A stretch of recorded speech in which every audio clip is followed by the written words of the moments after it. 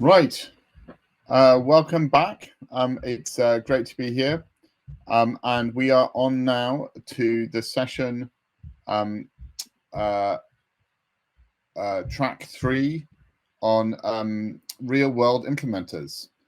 So we've got a great lineup for you. And first off is Tommi Nyrönen. Tommi is the head of the Elixir Finland node from CSC.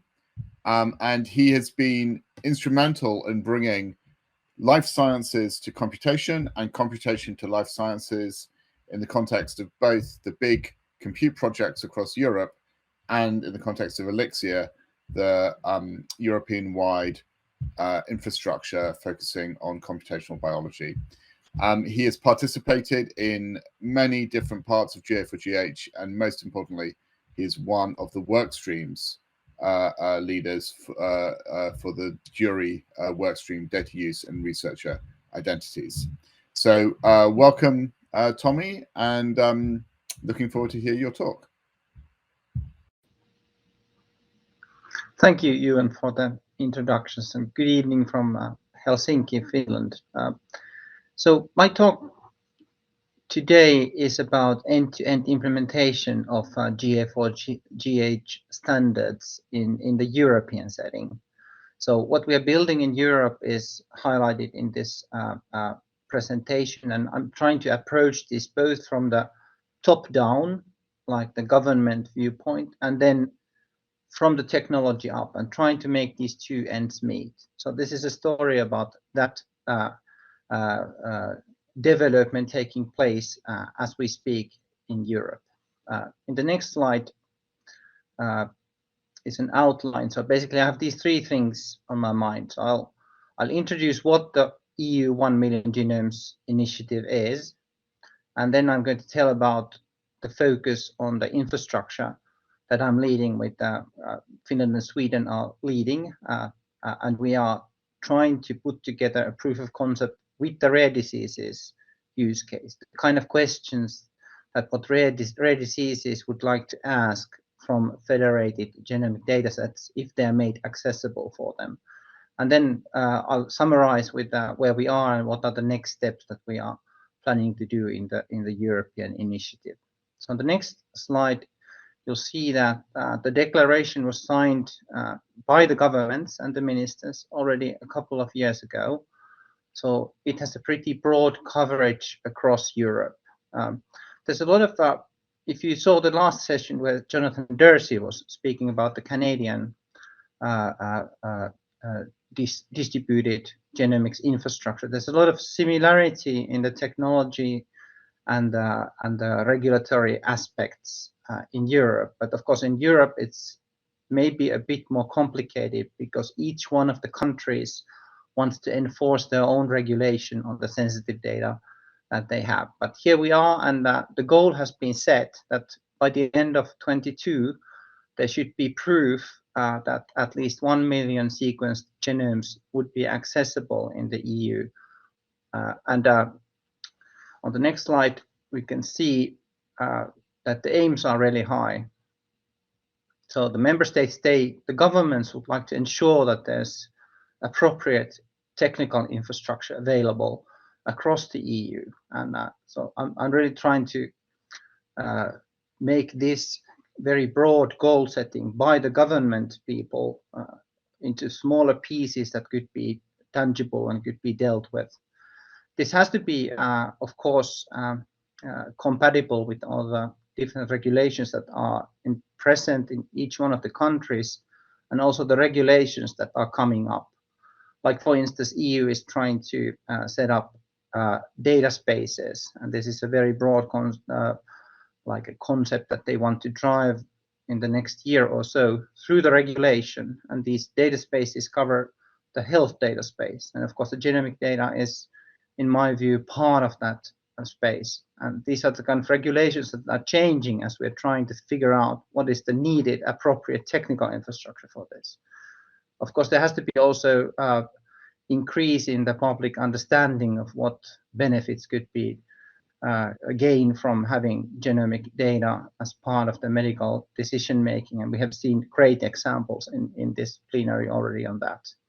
And of course, this will be measured if the healthcare systems pick up what is made available to them, and if these data can really be part of the decision-making processes. So these are the aims of the signatory member states. So when we take this down in the next slide to the infrastructure level, so we have sort of interpreted this mandate that what we need to do is to provide standards for interoperability to facilitate, have different interfaces taking place for this cross-border data exchange. And it has to be secure, of course. Nobody can lose face or reputation.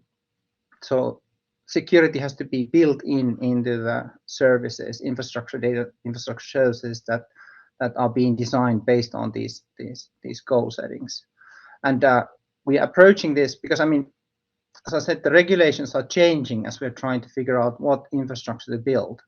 So like in CanDEC, we are approaching this with a synthetic data set that resembles a genomic and phenotypic clinical phenotype register data as close as possible, but not real data. So we're trying to manage that with the systems that we're building up and try to make the technology development take place quicker with this approach. So then here you can see already that the GA4GH standards will play a role, because we need to have standards that we recommend each one of the countries or the data hubs to take up. And this hopefully will lead then into the increase of our capacity to manage and process sensitive data. Next one. So next one, please. So the next slide is the assumptions that we made 2 years ago and which were endorsed is that the Million Genomes data cohort or virtual cohort will exist as a distributed system. So there will be data hubs that will need an interoperable solutions. The countries are very independent and they need to have the freedom to organize their own data hub. But we need this interoperability reaching from technical to semantic to organizational and regulatory levels taking place. And in order to do this practically, we need a contact point in each country, a data hub who could help us build this infrastructure proof of concept. And that will be the next slide. No, so now is the real content of this talk. So the proof of concept.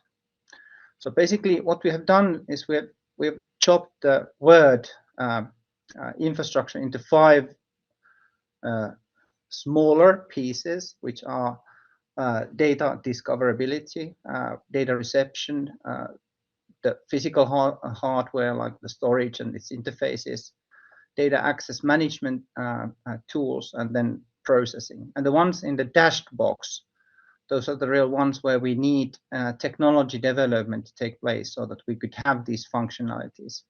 And with these, we have made like a scoping exercise, and the set of standards that we are intending to propose are being implemented for the rare diseases use case. So in the next slide, you see the questions that the rare diseases posed on us. So basically, what we would like to do with a handful of European countries is to show that if you ask questions that the European Reference Network on rare diseases would like to ask so we asked this question from the European Reference Network, that what kind of questions you would like to ask on data if it's made available. So we created this data set for 2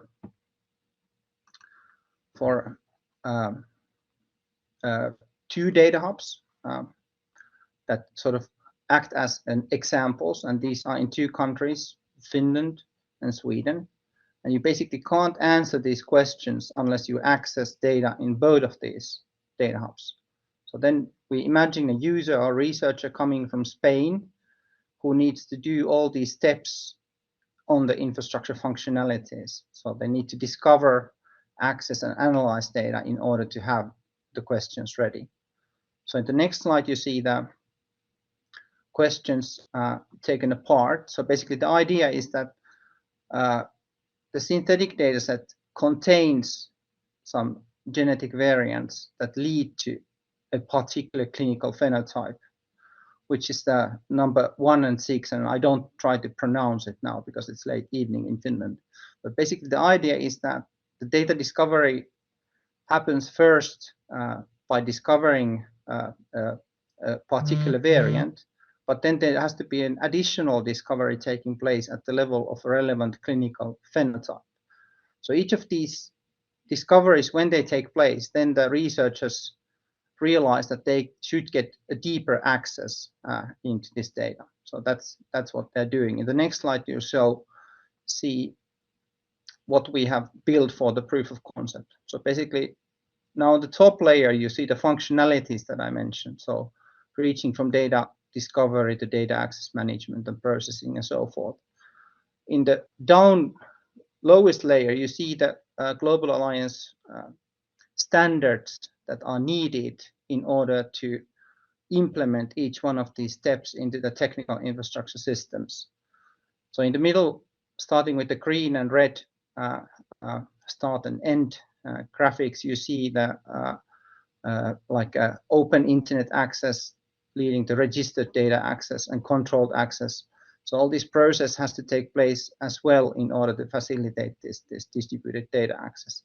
And then on cyan color, you see some of the software tools where these different standards are being implemented. I don't go into more details because this is a rather technical figure, but on the next one, you'll see that Beacon is one of the softwares. We're waiting for the Beacon version 2. And meanwhile, while we're waiting for this, on the next slide, we're using also Matchmaker Exchange, and this is needed to match the clinical phenotype so you can discover the data in the right way. So one particular feature for many of these softwares is that we need to be able to support this distributed setting. So this is kind of a politically driven thing that the countries want to be independent. So distributed infrastructure is kind of the complexity we have to deal with in this setting. But nevertheless, the functionality of the Matchmaker Exchange and the functionality of the Beacon version 2 might be complementary. So I don't know if we need the Matchmaker Exchange after Beacon version 2 comes up.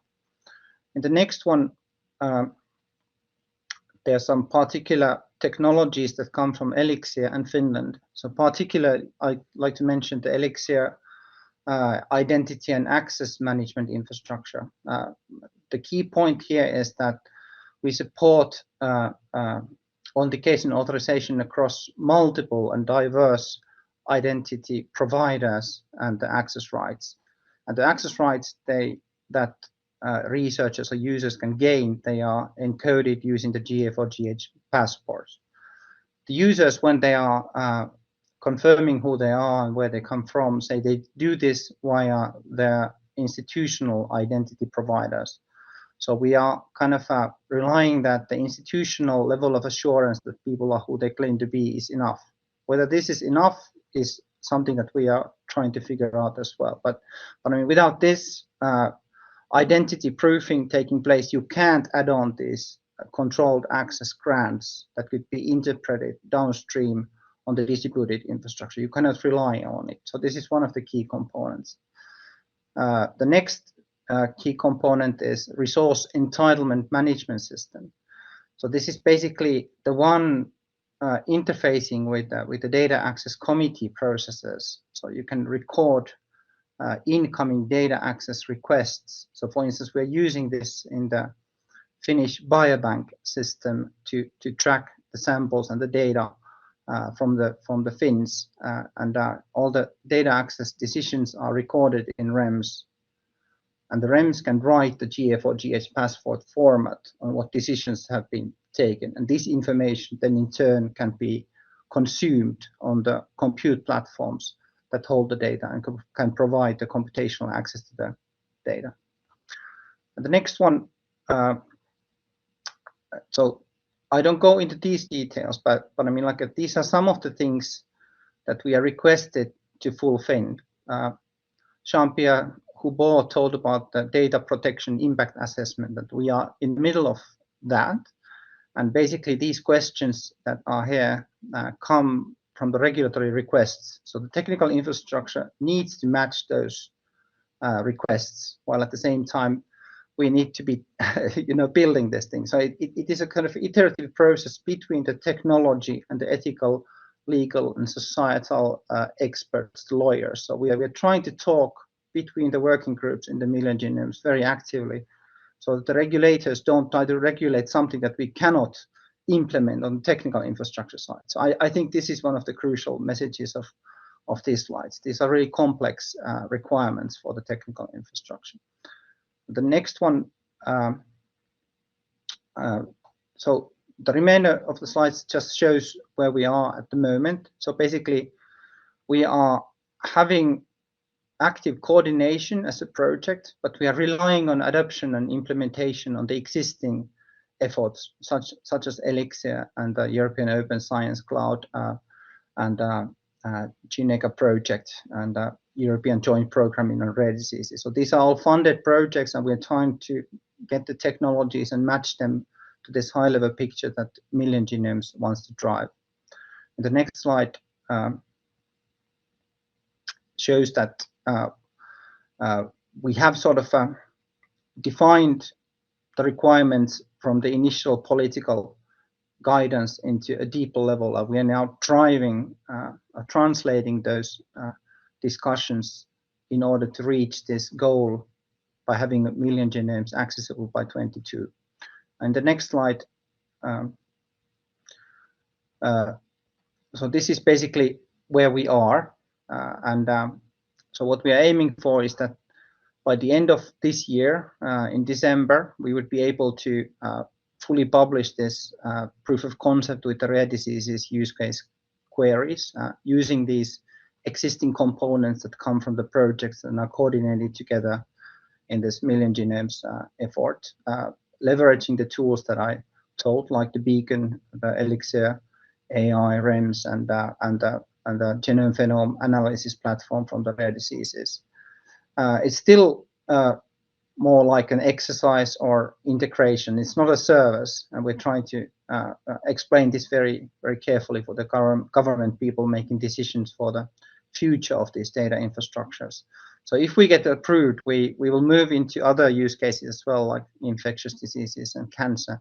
But we need some sort of milestone decision here in the turn of the year, so that the governments themselves say that we are trying to do with this proof of concept what they intended with the original 2018 declaration. So we're trying to link to existing projects, and I think I'll be in contact, especially with the Jonathan Dorsey about the CanDIC and see that we can learn from their work. I think and there's the next slide just acknowledges some of the projects and partners. So this is, I'm really me standing in front of like 50 people from Europe who know many of these things in great detail. And I thank you very much for your attention and for the opportunity to present 1 million genomes here. So thank you very much. Great, thank you, Tommi. And as is traditional, we're going to have a Slido moment and a little bit of time for the Slido questions to come up.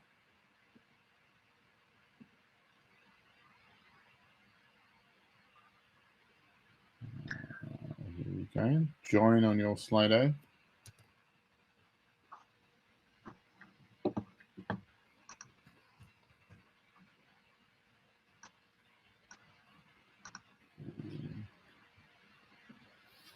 So Tommi, whilst people are thinking about putting questions in, that example of the kind of story that you have of the Swedish and Finnish data sets and the researcher from Spain, I mean, does it work? Does it work for a simple query now, or is that the end point, or is that working now?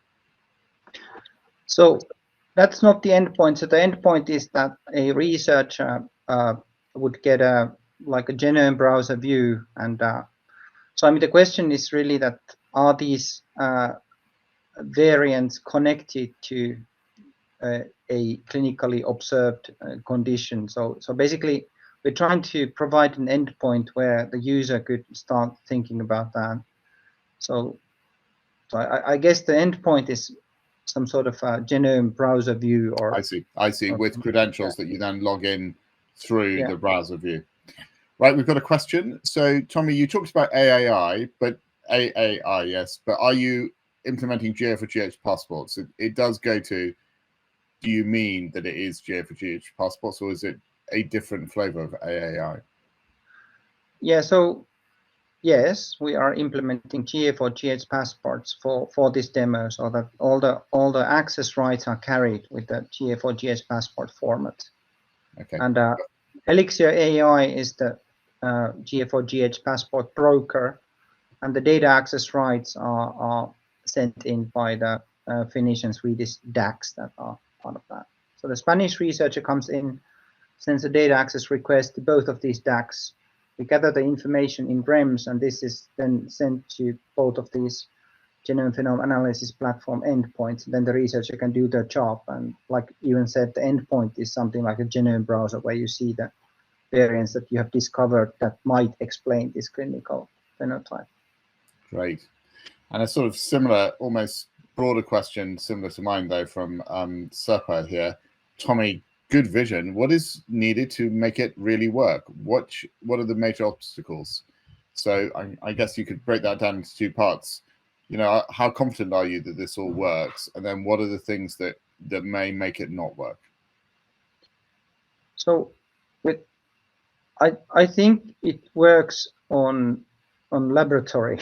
like we can make it work. So I mean, all these software pieces, they work already, but they are not service. So basically, if you start building a infrastructure on this, that you have 5 or 6 or 22 countries, so each one of those countries should promise a service availability and interface availability and incidence response system and help desk and whatnot, and we don't have that yet. So basically what we need an example of few countries who can start this federation of data, who have experts who can get this done, then see what it sort of takes from staff and divide the work. And, you know, all this division of work things that Jonathan Dersey was talking about, this is also a reality in Europe. And of course, somebody has to buy into this. And this is maybe those who drive the declaration. Okay, perfect. Well, thank you very much, Tommi. That is wonderful. It's great to see Europe's beyond 1 million genomes really becoming concrete in this. And I think we're going to shift to the next speaker now. And I believe there's a slide coming up. Is there a slide? Or do I just... right. Here, okay, here we go. And the next speaker is Alisa Manning, who is from the Mongan Institute at Massachusetts General Hospital, and she is associated with the metabolism and data science programs at the Broad. And Alisa studies, unsurprisingly, metabolism using genetics such as type 2 diabetes. Alisa, I hope you're, I believe you're on, and we're ready for you to give a talk. Wonderful. Thank you, everyone. So the title of my talk is Opportunities for NIH Cloud Interoperability Approaches to Improve Outcomes of Pediatric Diseases. This work has been done in collaboration with multiple NIH stakeholders, including NHLBI's Top Med program, the NIH's the Gabriel Miller's Kids First Pediatric Research Program, and the NHLBI's Biodata Catalyst. Next slide, please. So to set up our problem, I have a research question and an analysis plan. Some aspects of the analysis will always stay the same, and I will obtain approval to use some data sets by submitting a data access request on dbGaP. I will set up a place to do my analysis, which will follow the training and authorization policies of my institution. And as a principal investigator, I will be managing my research team to ensure that the data is used properly. Next slide, please. In the past, we would use dbGaP functionality to find data sets, submit data access requests, download and decrypt files, and write the scripts and documentation on how we organize the files for analysis. We could perform the analysis on a local computer system or a high-performance cluster made available by my institution. Some disadvantages of this approach, unsurprisingly, are these slightly annoying steps and dealing with very large files, and the inability to work directly on programming code and analyses with approved collaborators. So each researcher is doing analysis on their own. Next slide, please. So now I can use portals in NHLBI's Biodata Catalyst, the ecosystem, to organize and access data associated with my approved dbGaP data access requests in Gen 3. I can export links to large data files to an analysis workspace, which has tools, apps, and workflows that enable me to implement my analysis plan. I can easily share my workspace with my collaborators at my institution or from other institutions. And importantly, there is an automatic check for permission to use the data when I access files from my analysis workspace. So while I am managing the use of my data by myself and my research team, these features enable me to get to my analysis faster and easily so that I can focus on the hard part of my work, the research question. Next slide. The NHLBI initiated Biodata Catalyst around 3 years ago to address the needs of the heart, lung, blood, and sleep research community. The mission is to develop and integrate advanced cyber infrastructure, leading-edge tools, and fair data to support NHLBI research. The vision is to be a community-driven ecosystem implementing data science solutions to democratize data and computational access to advance HLBS science. So within Biodata Catalyst, our development efforts are purposely user-centric, keeping us driven on scientific outcomes. Next slide, please. As I mentioned, Biodata Catalyst is an ecosystem of platforms that have been brought together as a secure cyber infrastructure for users. So within this ecosystem, a user can search and browse available data, access workflows, and use the TopMed imputation server. Next slide, we're going to dive into the proof of concept that I'll be presenting to you all today. So the goal of this particular analysis is to bring together the Pediatric Cardiac Genetics Consortium study data for the first time in the cloud for researchers. So this is a project that's based on real data access from the researcher's perspective. And I've taken the route of not the development route, but the researcher route to perform this analysis. Our scientific question is to investigate genetic factors related to congenital heart defects in a study design that uses healthy controls from 2 NHLBI cohorts. And we will, the data, additionally, some data that we wish to use are the Pediatric Cardiac Genomic Consortium's observational study of participants with congenital heart defects. So these are a cohort of cases that we can use in a case control study design. This cohort has non-overlapping whole genome sequence data available through both the Kids First data resource and the TopMed study, and thus Biodata Catalyst.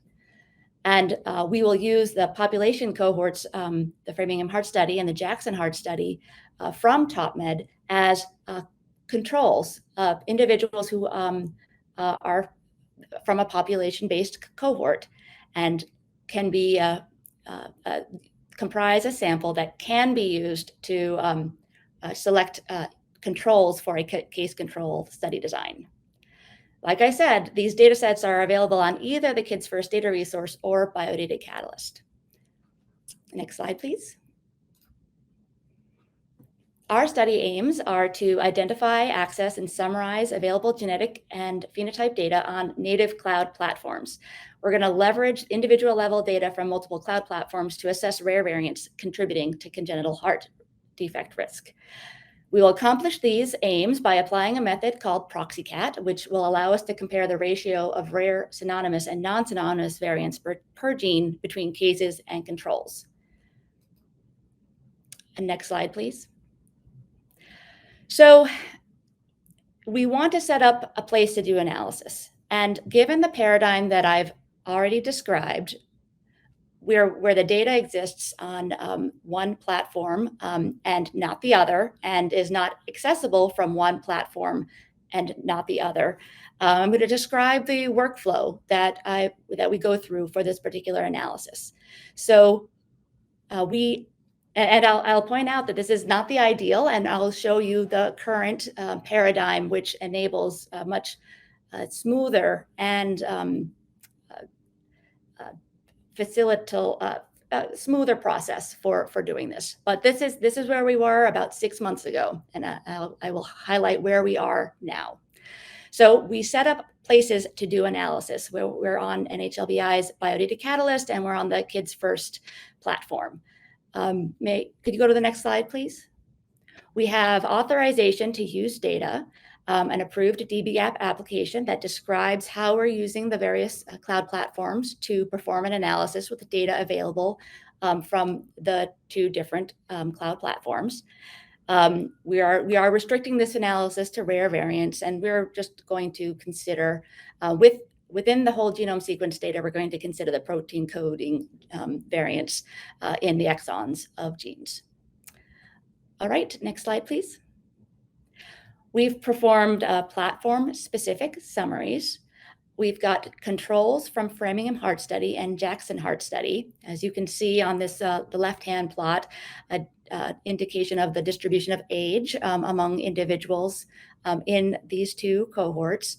And then on the right-hand plot, you can see from an analysis of the portion of the PCGC data on the Kids First data platform, we see a distribution of age for the individuals who are participating, who are part of that program.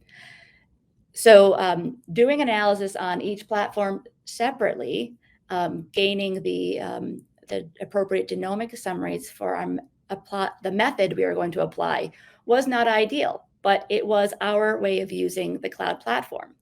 Can we go to the next slide, please? So we performed our final association analysis using summary statistics obtained, copied over basically from the Kids First Data Research project into a Biodata Catalyst workspace, so that you can see the results that we have here in our pilot analysis. What we have are more than 17,000 genes tested, a number of genes with a statistically significant p-value, but if we restrict to the genes that have known associations with congenital heart defects, 1 gene does actually pop up as being statistically significant. I will say that because this is a pilot analysis, we are now going to work with researchers from the PCGC to investigate any potential novel signals that we observe here.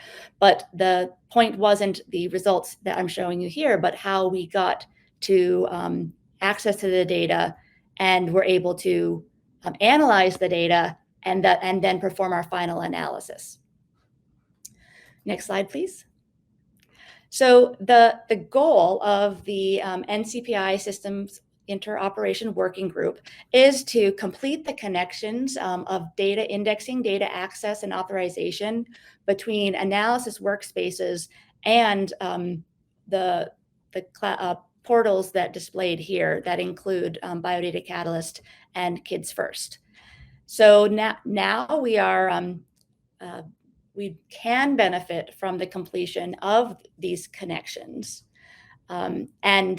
And some of the work that I had previously performed on 2 workspaces, the Kids First workspace and then the Biodata Catalyst workspace, we don't have to do that anymore. We can do work directly from a single workspace such as Terra. Can we go to the next slide, please?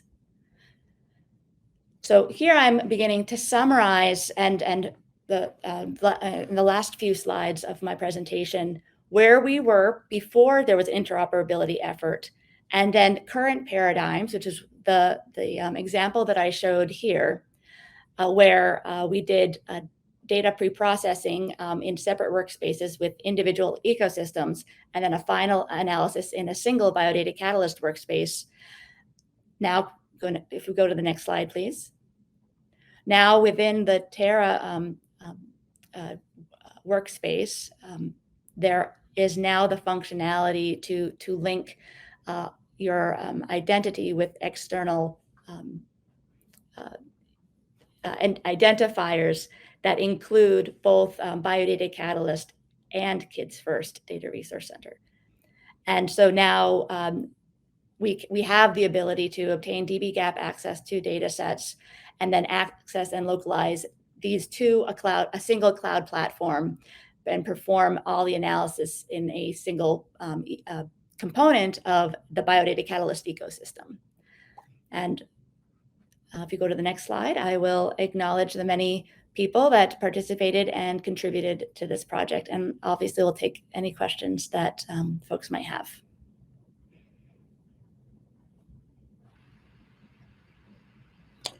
Right, that's great. Wonderful. So we've already got some questions coming in. So Alisa, first question, is there an opportunity for international partners to get involved? I think that we will all benefit from open standards developed by GA4GH and APIs that will allow the connectivity between platforms.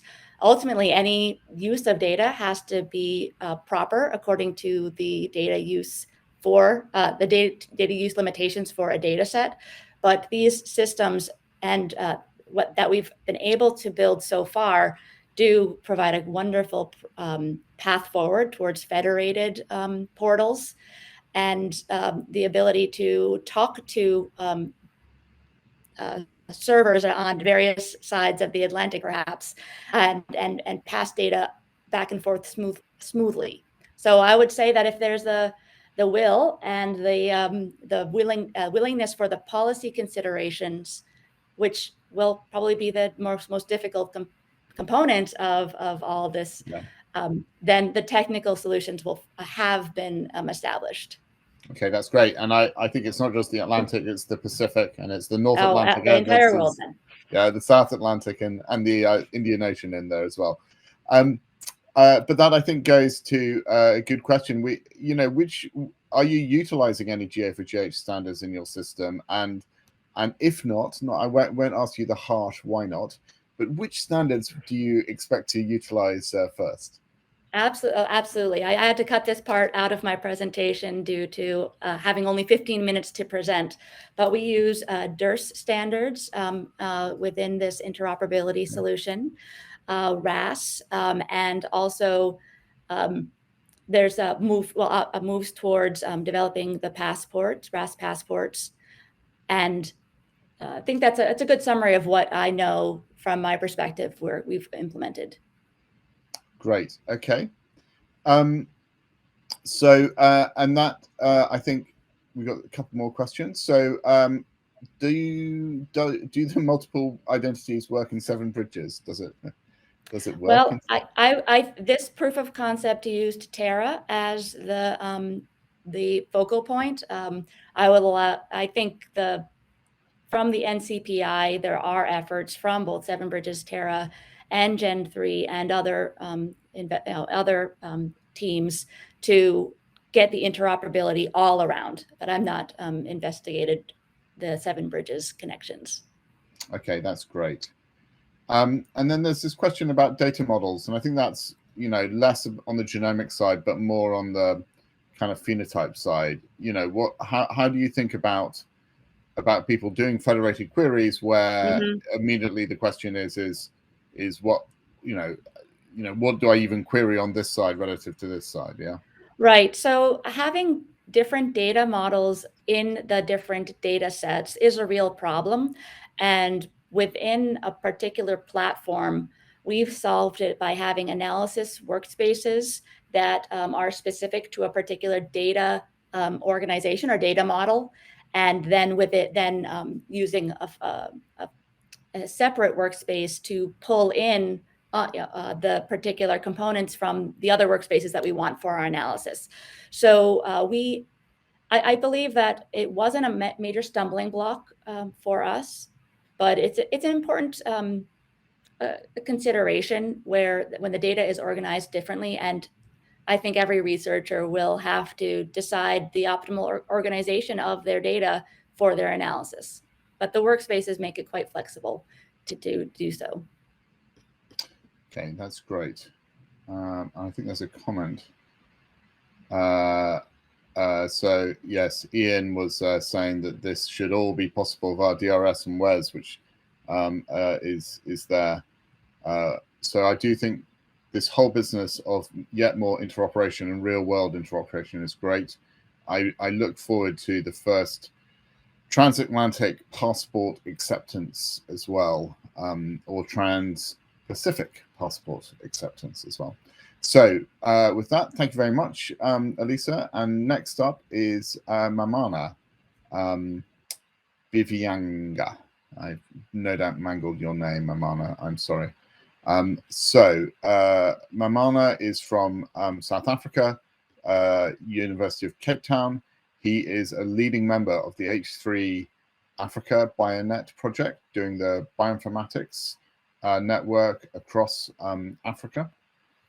And he has led and been involved in various initiatives that aim to supply responsible access to genomic data across Africa and integrate it with the world. He helps coordinates H3 Africa's activities as part of GA4GH and the Sinica project. So welcome, Mamana, and to the session, and over to you.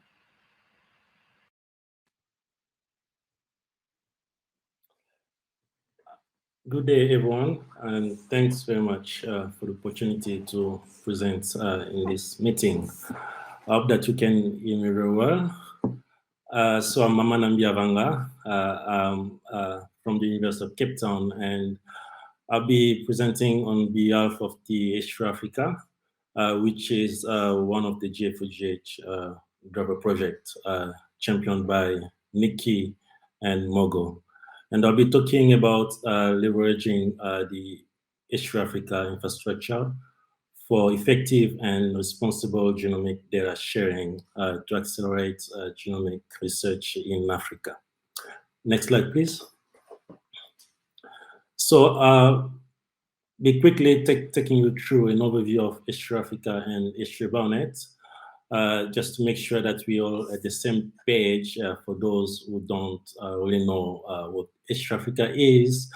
Then I'll go on to setting up the research context and the output, some of the outputs of H3 Africa so far, and then discuss some of the technical GA4GH standards that are being used in H3 Africa, and give some few use cases on how we are all planning to use those. Next slide, please. So H3 Africa is a consortium that tries to facilitate African-based research to try with the goal of improving the health of African populations. And it does that by really trying to invest in building capacity in human, and also building infrastructure where genomic research could be done. And as you can see on the image, we have the dots of African countries where that are currently involved in H3 Africa. And it also does that by really trying to build, a collaborative network on the African continent, as it said in Africa that if you want to go fast, go alone, but if you want to go far, go with others. So it's really important for us building these networks. And this network of Pan-African or African bioinformatics groups is led by the H3 BioNet, led by Nikki. Next slide, please. So ESTRA-BioNet is the Pan-African network, as I said, of African bioinformatics groups, with the aim to provide support in terms of bioinformatics and infrastructure to the East Africa consortium primarily, but it's doing that for the whole scientific community, primarily in Africa. And it has around 28 partners in 17 countries, with one of the nodes being in the US.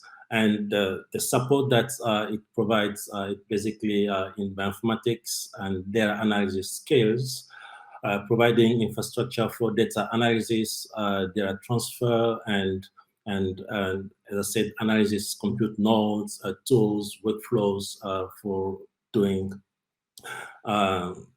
analysis, but also providing a lot of support in data management and harmonization of East Africa data and phenotype data as well. Next slide, please.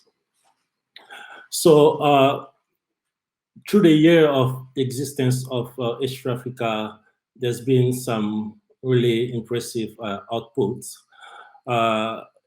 We have around 170 million US dollar that has been invested.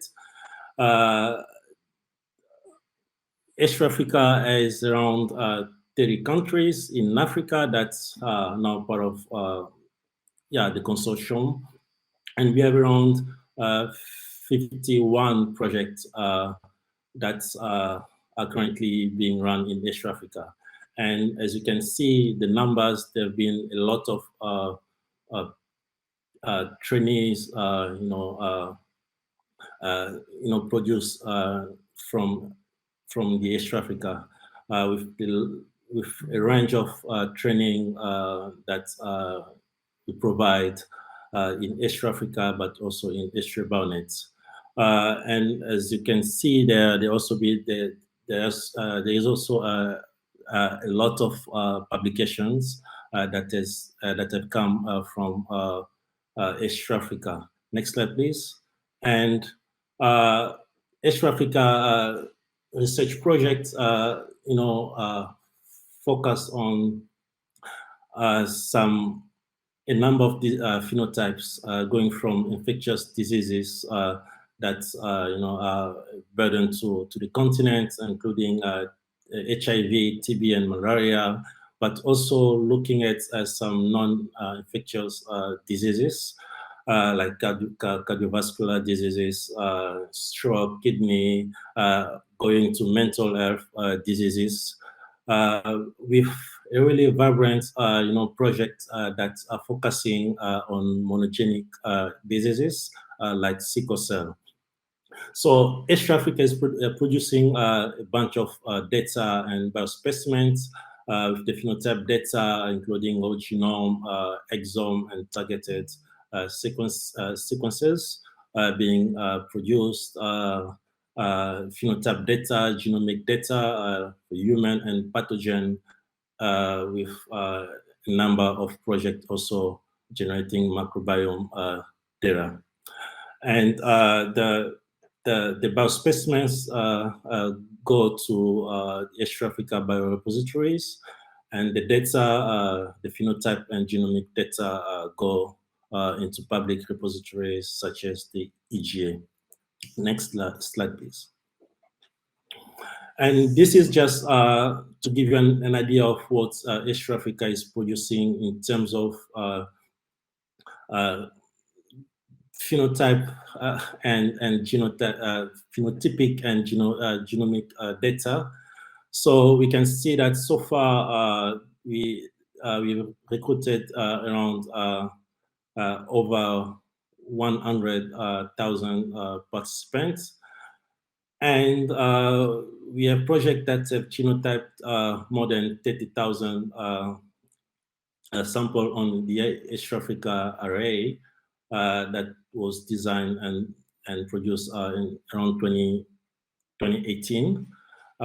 we've generated a couple of whole genome sequences.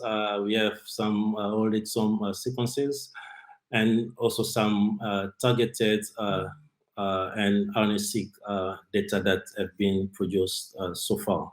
So this is really presenting a lot of opportunities in terms of the data that can be used to address some of the inequality that we've been observing and discussing for years when it comes to African or genomic research in Africa and in general of underrepresented populations in the world. Next slide, please. So there have been some output, as I said, in terms of publication, and I hope that we all had an opportunity to see the last one that was published in Nature. That was a consortium-wide project that looked at a bunch, a set of data sets, I think around 400 generated during the chip design, the East Africa chip design, and analyze this data set to try to get some insights from it. And this publication really gave us some impressive insights into the evolution, the migration, but also into some of the diseases that we looked at on the African continent. And this paper actually, pushed some of our investigators in Africa to try to put down some ambitious project like the one trying to look at or to generate around 3 million genomes across Africa. But we also have on the right-hand side of your screen some of the new or ongoing projects looking at HLA repeats and some other diseases, a mixture, trying to harmonize data sets, and some will be generating some new data sets. Next slide, please. So all of those are the data set that we're generating and the analysis or the infrastructure that East Africa or East Bionet is putting together. It's really to help, as I said, to help us reach the goal of East Africa, which is to establish an African-based genomic research. And for that, really needs, let's say, building human capacity, but also setting up infrastructure.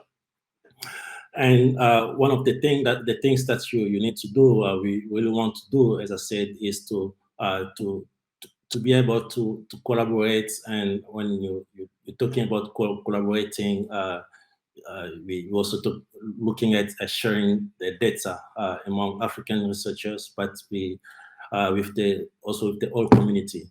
So for that reason, we've been looking at solutions or technologies, standards that can help us do that. That's why we've been in GA4GH for some few years, trying to follow what's happening, which standards can be useful for East Africa, for the infrastructure that we're building. And I'm listing some of the products and where which one we're using. You'll see in red one, those are the ones that we adopting, and some where we contributing, and some that we think in future will be useful for the East Africa. And I'll come with some few use cases on how we're using or we're planning to use some of these standards. Next slide, please. So as the data were generated in East Africa, and we started thinking of sharing. So the the context, the research context in East Africa is that the data is generated at the sites, at the research sites in a given country. And once the data is ready, gone through QC or filtering, cleaning, the data is sent to X-ray bionet that will prepare the data, store it for a short while before it is sent to EGA for long-term storage and archiving, as we don't have such facility yet on the African continent. And during that period that the data set is at X-ray bionet, we really try to map the data to different ontologies to make sure that the data is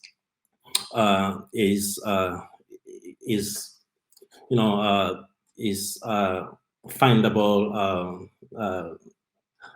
accessible, interoperable, and reusable. So we map all our data sets to DO to make sure that all the restrictions and use acceptable use for the data is known. We're also trying to document all the consent form in East Africa with the DO codes so that our RBs and our investigators are aware of that. We also mapping our data set with GECO, which is an ontology produced by the Seneca project for describing cohorts data, also mapping to the African ethno-linguistic ontology to make sure that we describing properly the demographic data in the data set, the phenotype data that we have. Next slide, please. So as we do that, mapping consent info or the data set to DO, one of the challenges was to the communication. How do we convince the PIs and get the consent forms needed to do this? So that was a challenge, but we were able to overcome that.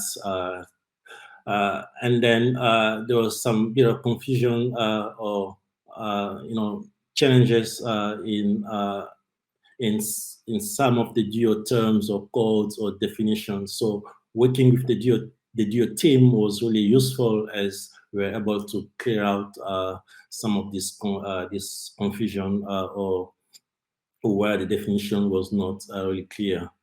And one of the issues that we really wanted to tackle was the commercial use, because this is really a controversial issue due to the historical exploitation and misuse of African data. So that was clarified in DO. So far, we have around 20 data sets in East Africa that are mapped to DO,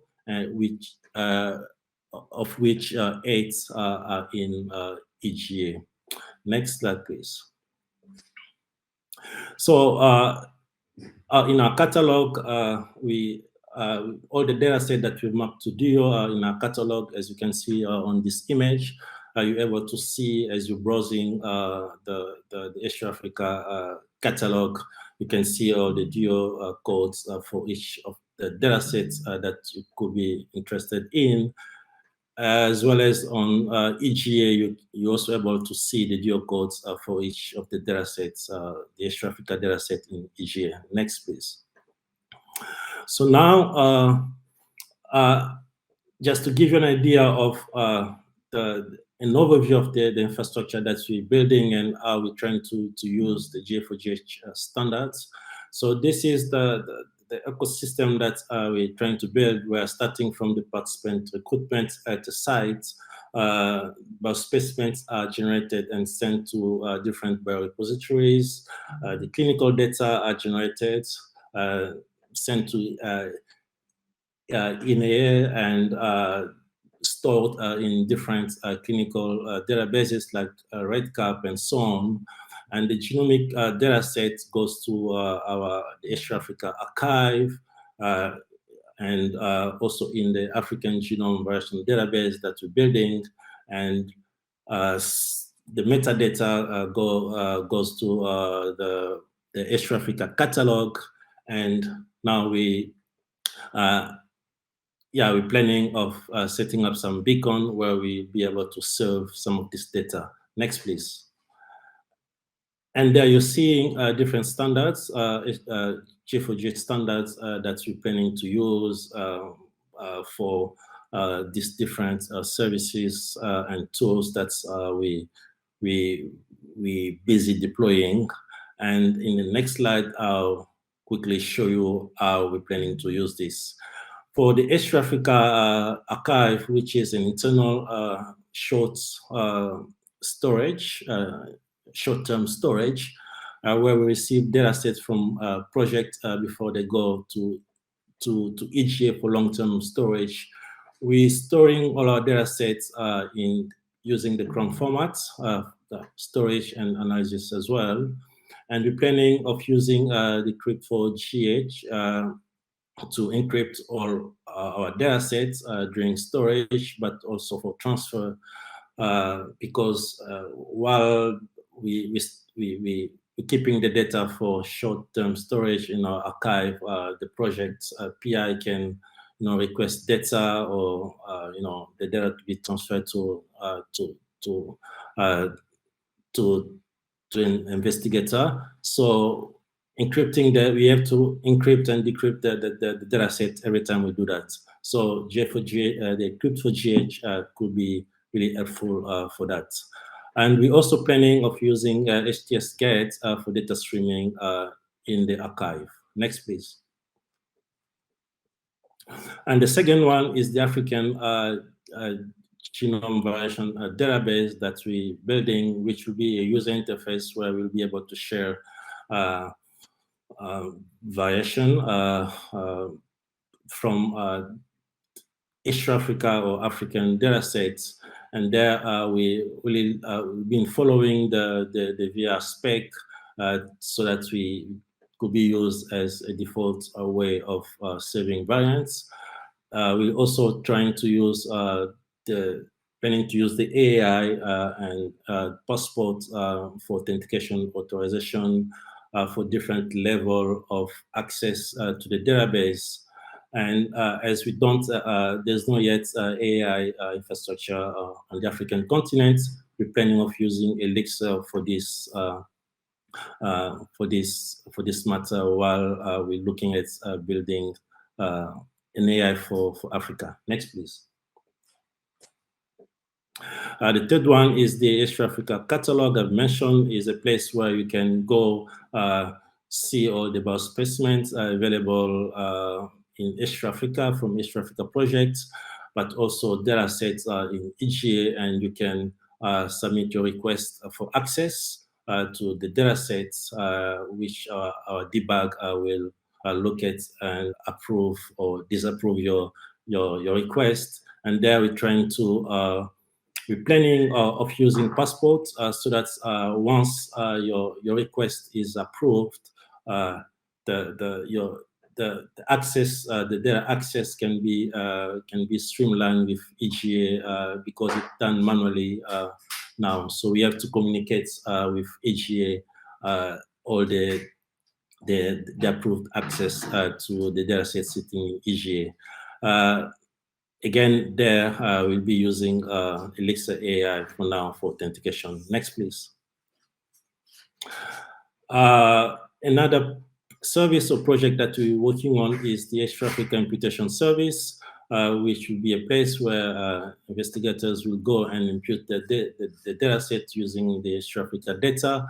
And there we're planning of using the GA4GH AI spec and Passport for managing how we give access to different reference panels and so on. So far, our current reference panel is around 4,400 samples with around 87 million variants from all the data sets listed there. Next, please. I think that's all that I wanted to discuss with you today. Is just an overview of all the services and the infrastructure that we're building, and I really think GA4GH will be helpful for us, getting to where we want to get with advancing genomic research on the African continent.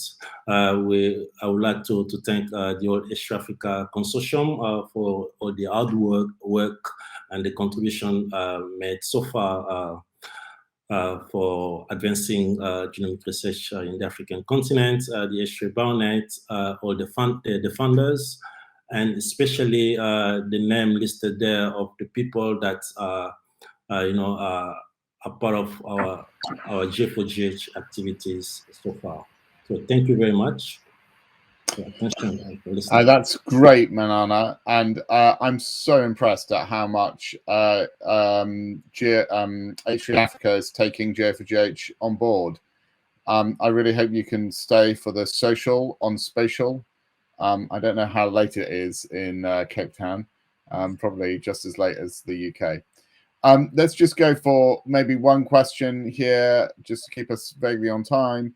I'll take the second one. What is the need to? Is there a need to translate Eurocodes and maybe other codes for patient consent across African languages? So basically, how much translation effort do you think the GA4GH infrastructure needs for it to be useful?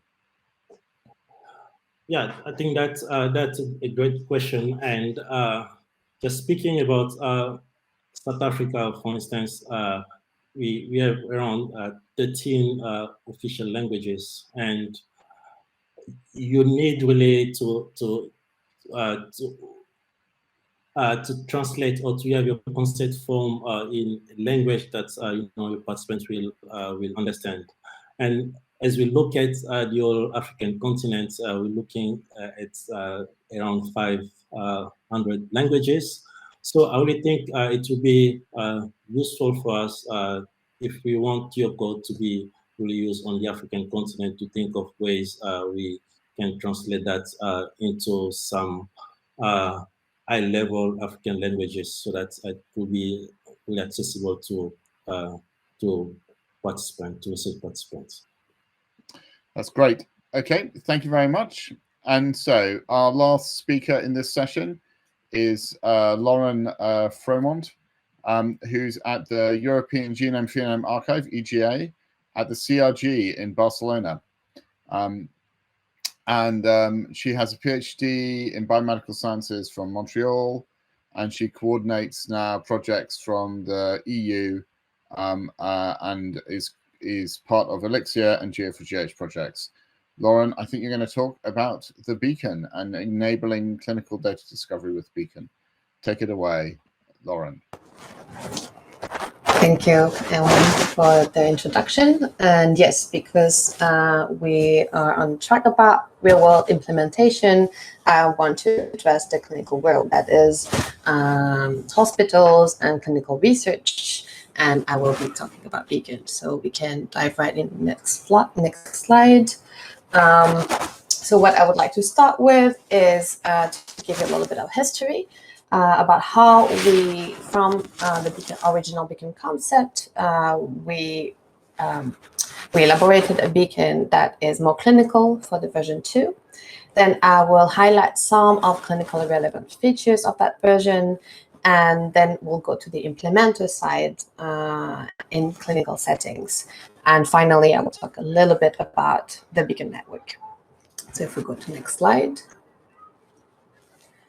So as you probably all know already, Beacon is a tool for data discovery. And originally, the Beacon protocol in its earlier versions allowed researchers to get information about the presence or absence of a given or specific genomic mutation in a set of data. So from patients of a given disease, for example, or from the population in general. So the metaphor we usually use is a game of Go Fish, because as a user, you would query the Beacon by asking, do you have this mutation at this specific chromosome in this position? And the Beacon will return yes or no, so the Boolean answer, and also it will tell you if it's not available. So perhaps we can go to the next slide. So from this concept, as you can see, was very simple, and it's part of this success. Then the Beacon team started thinking about how to improve the Beacon V2. So we started interviews with different stakeholders, and I wanted to bring your attention to a survey that was made back in 2018. And when asking partners what activity they were doing, 45% were diagnosis and 50% clinical research. So 60% already belong to the clinical world. And about the information about variants that they would like, well, all of their answers basically respond to clinical needs, so variant annotations and case information. So following this rather quantitative survey, then we conducted a set of more qualitative interviews with GA4GH driver projects, with foundations, and with different projects. So EGPRD, for example, H3 Africa, that we just had a wonderful talk about, Candig, etc. And the version 2 of the Beacon protocol that is going to be submitted early 2022, that is almost finalized. So I remember in Tommi's talk that they were impatient to see the version 2 out, and you won't be waiting much longer. This version 2 will include new features that are more clinically relevant. So for example, you will get access to more informative queries. For example, you'll be able to filter by gender or age. There's also going to be an option to be triggering the next step in the data access process. For example, by knowing who to contact or what are the data use conditions. Also an option to be jumping to another system where the data could be accessed. So for example, if the Beacon is for an internal use of a hospital, then it could provide the ID of the EHR of the patient that have the mutation of interest. And then, of course, it would include annotations about variants. So among those would be the clinician's conclusion about the pathogenicity of a given mutation in a given individual, or its role of producing a given phenotype. And something I will come back to is information about cohorts. Now, if you could go to the next slide. Thank you. Now, if you have attended Jordi's talk yesterday, you're already familiar with the Beacon model. And if you haven't, well, I can summarize it in a few words. So basically, the Beacon model contains the data structure or schemas for the biological data. So what it does, it describes the set of concepts that are included in a Beacon version. What I want to stress here is how the Beacon model reflects the data cycle and all of the steps of the way are of interest for clinicians. So you will start with collections that encompass data sets and cohorts that are the remit of the experimenter. And then you would have individuals that include patients, for example, and also healthy controls. Biosamples are collected by clinicians themselves in a clinical setting. And analysis and runs would basically correspond to wet lab and dry lab measurements. And then you would have genomic variations, which is more bioinformatic information, if you will. Can go to the next slide. Then to go a little bit more into the cohorts example. I think it's a nice example when talking about clinical relevance, because if you can imagine a clinical researcher who wants to evaluate the efficacy of a chemotherapy on specific cancer types, depending on the age at which the cancer was diagnosed. So I completely made that up.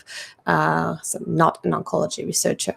And then if you go to the next step, you'd see that this researcher would query for specific cohorts that can be defined as a set of individuals that would satisfy one or more inclusion criteria for specific duration of time. And then if you go to the next step, you would get the beacon response. That would be, in a nutshell, a description about the cohort in a form of aggregated metadata, and it can include binary information about whether or not certain data types are available, number of individuals in each data type, and summary statistics. So if you go to the next slide,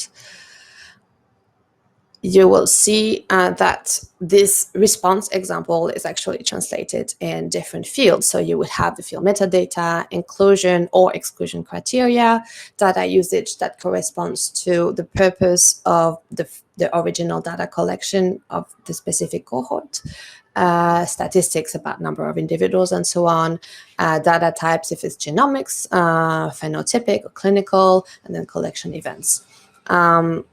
I put in a link of a service registry of Seneca project, because this was really the project that motivated us to include cohorts into the beacon. And you can check it out using this link. I think the slides will be shared at some point. Now, when I've been working on Beacon for about a year, and usually when I talk to projects about Beacon, especially to clinical partners, maybe because of my clinical background, it's not so difficult to convey the idea that the Beacon will be extremely beneficial for in clinical settings, so for hospitals or for clinical research. People are generally very enthusiastic about Beacon. Where it gets more challenging is on the implementing side. And that's because depending on the setting you are in, you don't necessarily have the IT resources or the human resources to implement the beacon. And in addition, something I learned very early on is that the beacon as a Global Alliance product is a specification. It's a document, if you will. So it's very flexible. You can include as much or as little as you want after you have adopted the framework. And this versatility, this versatility is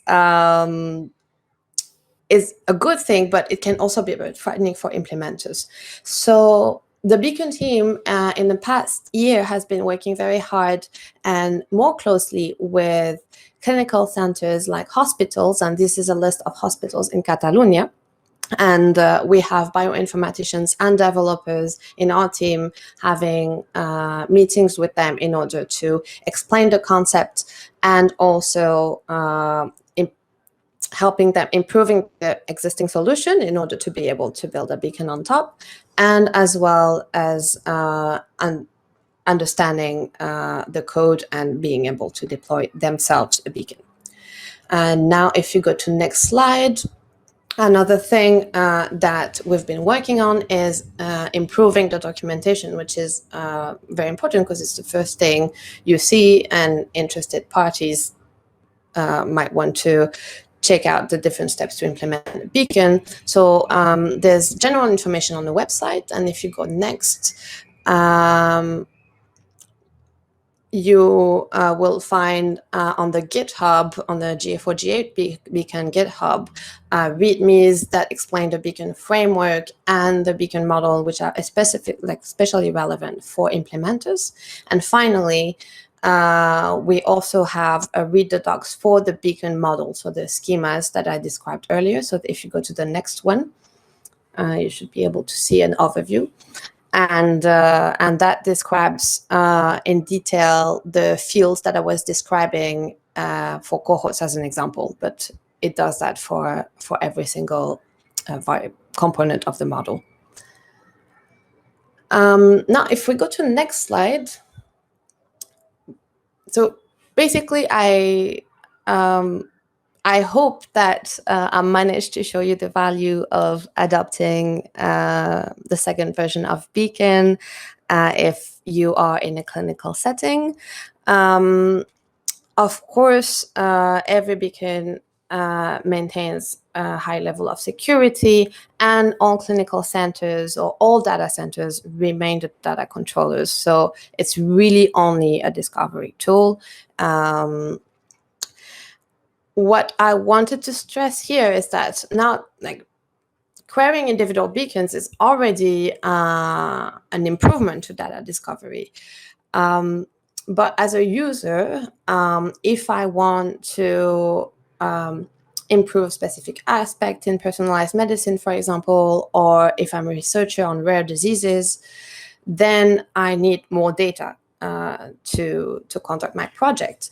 So querying individual beacons might be a bit time consuming. This is why the ultimate step of beacons is actually to build a beacon network. And if we go to next slide, you'll see that our project is to actually have an aggregator of beacons. So a given user would be sending a query to the network, and then the network would be contacting separate beacons and then presenting the response in an aggregated form. And I think with that, I am done. So my last slide is a thank you slide. Of course, the work I presented today is by no means mine. It's a work of the Beacon team. So we have a great community here. The champion is Jordi Ramla, who presented yesterday. I also threw in some links with the website, the GitHub, and the Beacon Global Alliance Approval Registry that is still under development, but we are planning to submit early 2022. If you have any further queries, please contact me. And I wanted to thank the organizers. Since I'm the last talk, I wanted to thank the organizers for a very smooth track, and as well as the Global Alliance administration for helping us through the submission process. Thank you. Great, thank you, Lauren. And now let's see if we've got any questions on Slido. As they come up, Lauren, do you think the clinicians are more interested in your experience about starting from the phenotype side or the genotype side in this? You said that they would, they understand how they're going to use a beacon, but is it a phenotype or genotype or both? Yeah, that's a good question. I think a lot of clinicians I've met in the context of projects. So their needs are really directed to a given project. So, for example, if it's we have a project in oncology, sometimes we don't even have genomics data, but they would be interested in the phenotypic and clinical side. But for a project like Seneca, there clearly is an interest on the genomic side. So I would say it's a mix of both, really. And I think for the hospitals that we've been contacting in Catalonia, they're really aiming to use both informations, given that phenotypes, of course, are important for clinical discovery. Okay. I think these two questions might be linked. When will Beacon version 2 be ready for general use? Is it ready now, or is it? So you mean for implementing, I guess? Yeah, I suppose. yeah. So the Beacon version 2 is ready for implementation. What is happening right now is that we are still tweaking the last bits of the specification so that it's stable. So the interested parties who are right now implementing the beacons have agreed to provide feedback to the Beacon team in order to improve and stabilize the specification. Now, people who are interested in implementing a beacon, a stable version of beacon, I would say that we would wait until the official release that should be, I think, in March. I don't think we have the specific date yet.